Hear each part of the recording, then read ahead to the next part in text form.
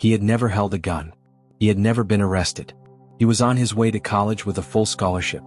But at just 19 years old, Jamal Rivers was dragged out of his home, handcuffed in front of his little sister, and charged with a murder he didn't commit. What? Because of a hoodie. Because of the color of his skin. Because justice for some is a privilege, not a right. Jamal Rivers was the kind of kid everyone in the neighborhood rooted for. Raised by a single mother, Denise Rivers, in Camden, New Jersey, Jamal was known for his work ethic, kindness, and brains. His mornings started at 5:30 a.m., running drills for basketball before school. After class, he tutored freshmen and helped at his church's food pantry. He had just received a full athletic scholarship to Temple University. His mother often said, "He's our ticket out." His little sister, Maya, called him her hero. But fate had other plans. On the night of October 11, 2006, a 7-Eleven clerk named Eduardo Sanchez was shot during a robbery gone wrong. The shooter was described by a panicked witness as a tall black male in a red hoodie. The footage from the store's security camera was blurry, and the timestamp was off by 13 minutes. That detail would become crucial, but no one noticed it yet. Within 24 hours, Camden PD made an arrest: Jamal Rivers. What? A neighbor told police they'd seen someone running through the alley behind the Rivers house, in a red hoodie. Officers knew Jamal owned one from school games. That was enough for a knock on the door. And a rush to judgment.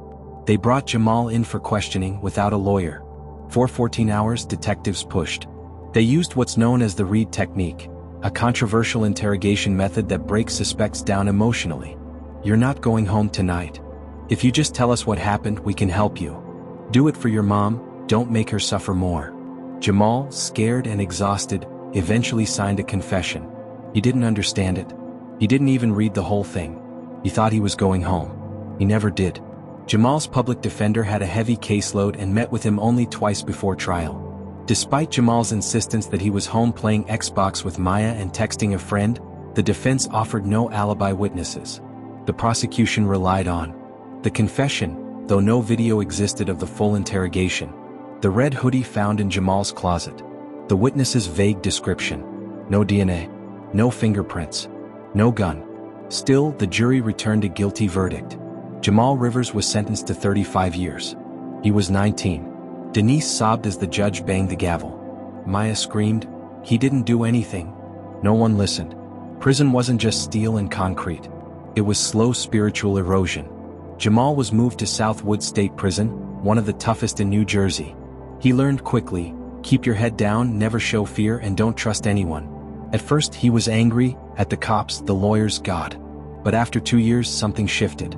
He began writing letters to Innocence Projects, journalists, law professors. Most went unanswered, but he kept going. He earned a GED, then started a paralegal certification. Fellow inmates began calling him the professor. He helped others file motions, even inmates who once bullied him. In 2015, after nearly 10 years, someone finally wrote back. A small team at Innocence Through Justice, a nonprofit in Philadelphia, took Jamal's case. A young law student named Rhea Wallace noticed something strange in the original trial documents. The timestamp on the 7-Eleven security footage didn't align with Jamal's phone GPS ping. No one had ever called Maya or the friend Jamal was texting. The original witness later recanted, saying he was pressured by police. The breakthrough came in 2016, when a man named Daryl Knox, already serving time for armed robbery, confessed to the 7-Eleven murder as part of a plea deal. He even knew details never released to the public, like the color of Eduardo's socks, and that he said, "Tell my mom I love her," before dying. In June 2017, Jamal's conviction was overturned.